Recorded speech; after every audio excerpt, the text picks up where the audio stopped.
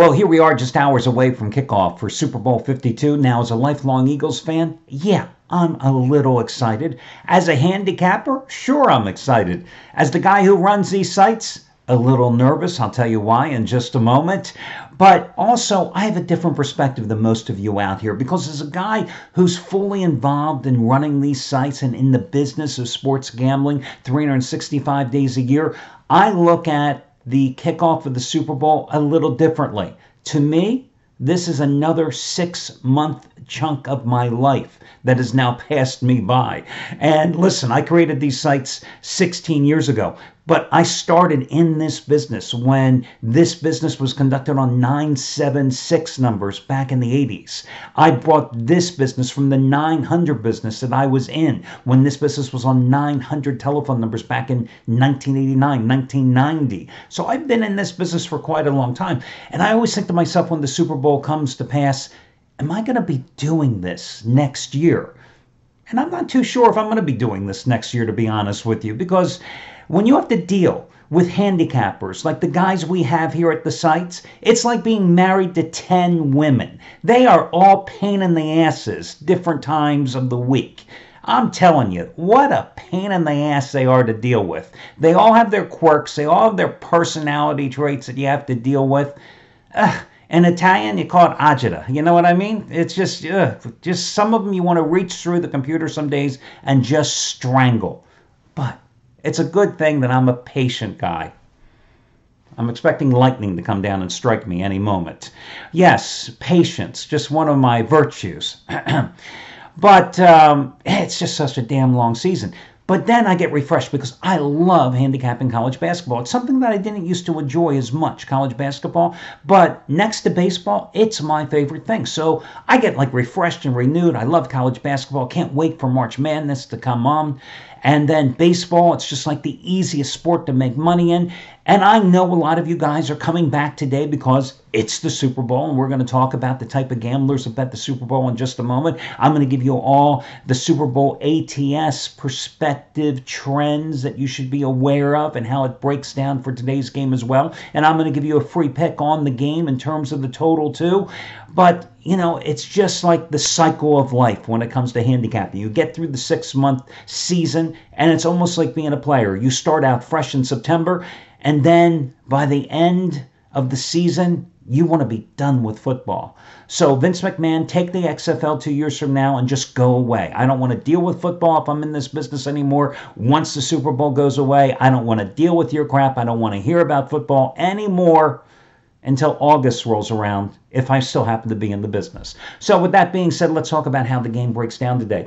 Now, last year, I can tell you, just about every single handicapper at the site here had the Patriots. 2 years ago, just about every single handicapper had Denver. 3 years ago, every single handicapper had New England against Seattle. Now, where that causes me some grief is, I sit here and go, my God, we needed New England last year. We needed Denver 2 years ago. We needed New England 3 years ago. And I am sitting here, naturally, cheering for the Patriots, cheering for the Broncos, cheering for New England. No matter who I thought was going to win the game, no matter who I released on the game, no matter who I bet on the game, I was going with the company because there's a little thing here known as capitalism. Well, when you come to the site and you are involved as a customer, we need you to win, because if you don't win, well, you know, capitalism doesn't move forward, because gamblers need to win in order to come to the site. It's like the cycle of life there too. So needless to say, what happens this year is kind of different. I can tell you that the handicappers are split right down the middle, just like the media with this particular game. There's no consensus here at the site.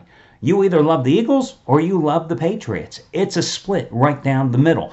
So it's going to be interesting here. Needless to say, you know, everybody has their own opinion, and that's why this line, which opened up at 5.5, moved down to 4.5 and is pretty much settled. Although if you shop around, you can find some 4s.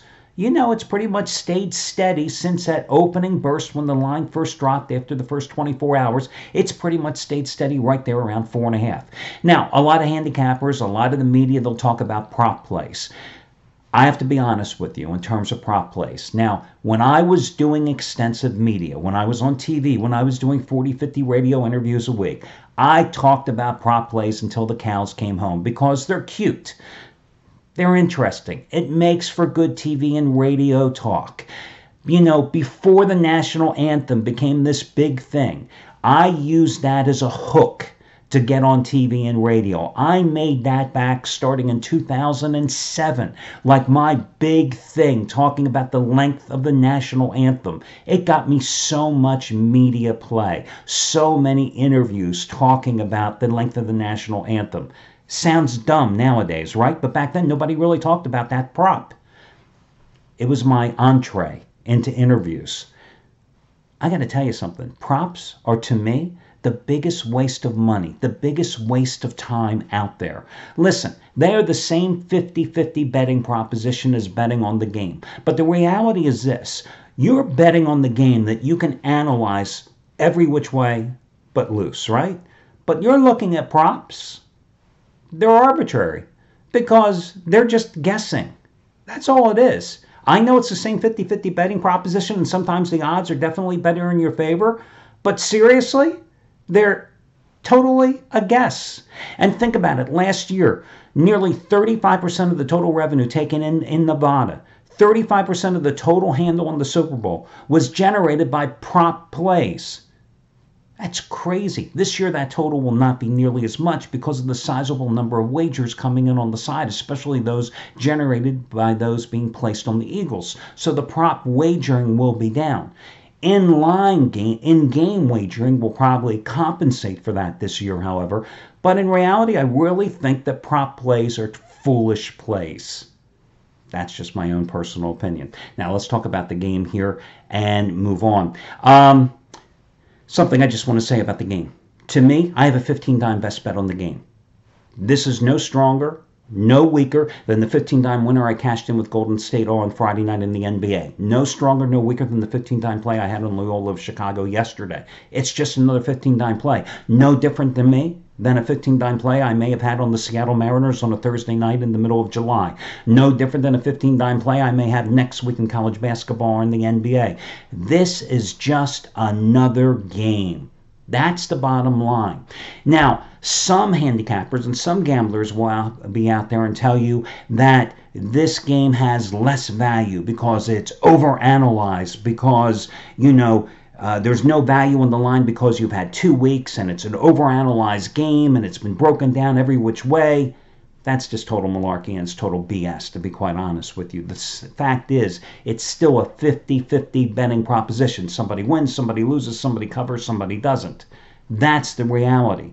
That's just malarkey guys have been spouting off for 20 years in this business. I don't even think they believe it when they say it, but they've heard it so many times it comes ingrained in their subconscious and it just comes out of their mouth. That's the fact. However, I will tell you that there are 3 types of gamblers that come out and bet this game.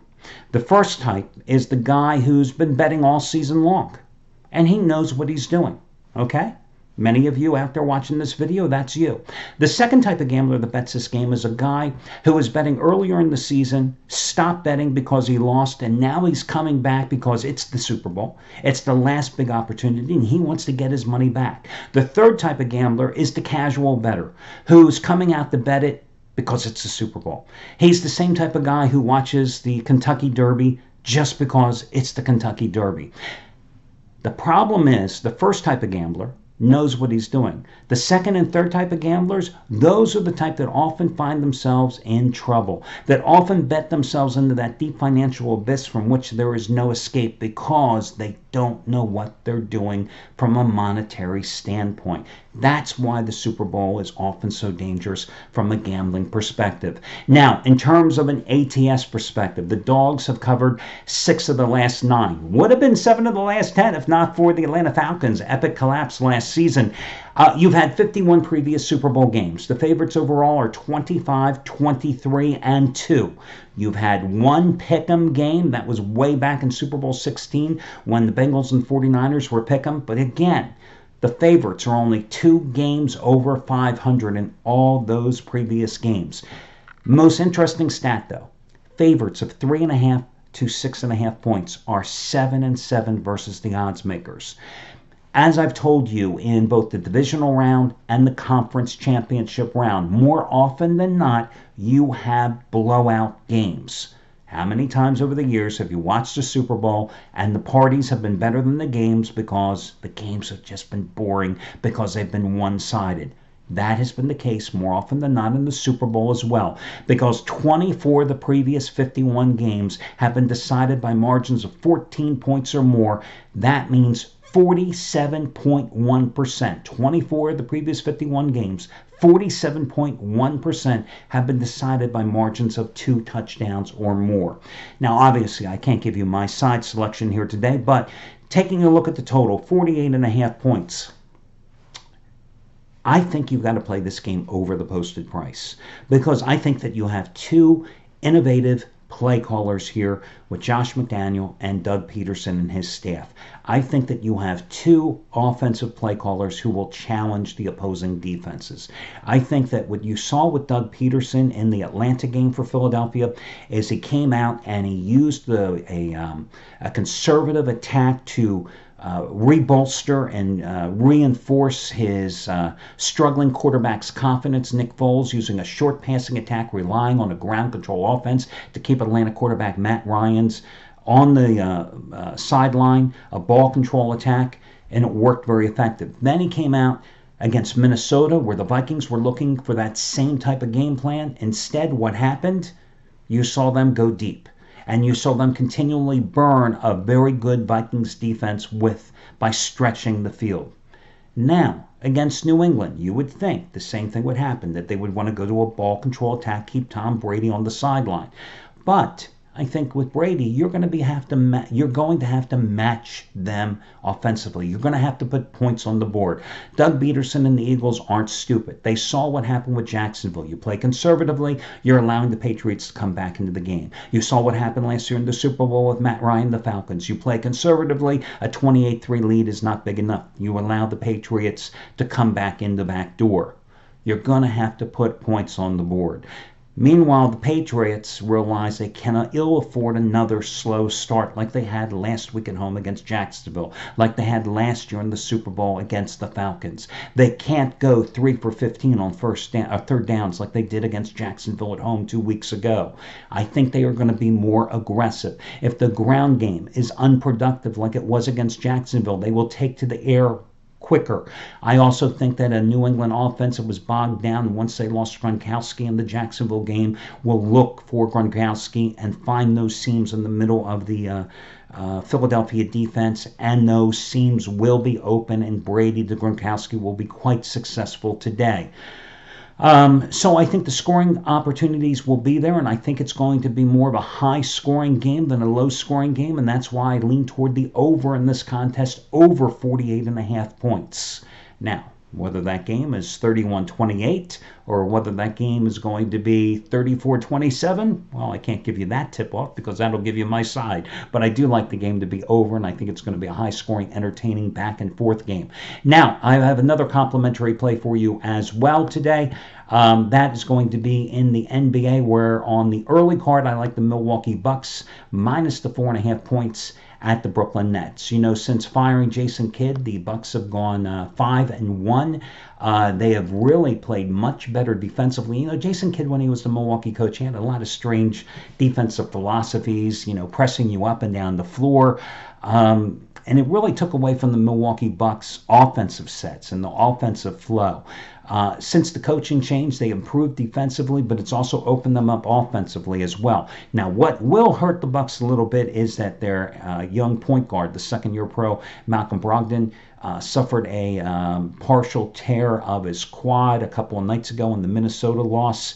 He is going to be out, I think, 6 to 8 weeks, so that will hurt them a bit. They did just get Jabari Parker back. He played 15 minutes off the bench a couple of nights ago, Friday night, in the 92-90 win at New York.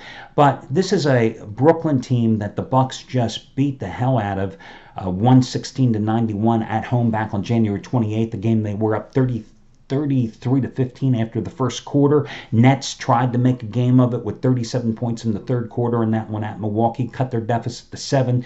Bucks came back, put the game away easily in the fourth quarter, shot 52% in that game. Nets only shot 37%. Greek Freak, 41 points, 13 rebounds in that contest, and he was coming back after an 8-game layoff. I don't think the Nets are going to have any answer for him in this game. A very cheap price here for a Bucks team that's won 5 out of 6. Meanwhile, you have a Nets team that has lost 5 of its last 6. I think the Nets have lost 9 straight games in this series and 11 of the last 12 overall. So I like Milwaukee on the early NBA card as another complimentary play. Of course, yesterday a 3-0 sweep with the comp plays, 5 straight college comp play winners overall after sweeping the board yesterday with Tennessee, Mississippi State, and UL Lafayette. So let's keep the good times going. And guys, be back here tomorrow. I wish you well, and I hope you enjoy watching the game tonight. Talk to you again on Monday.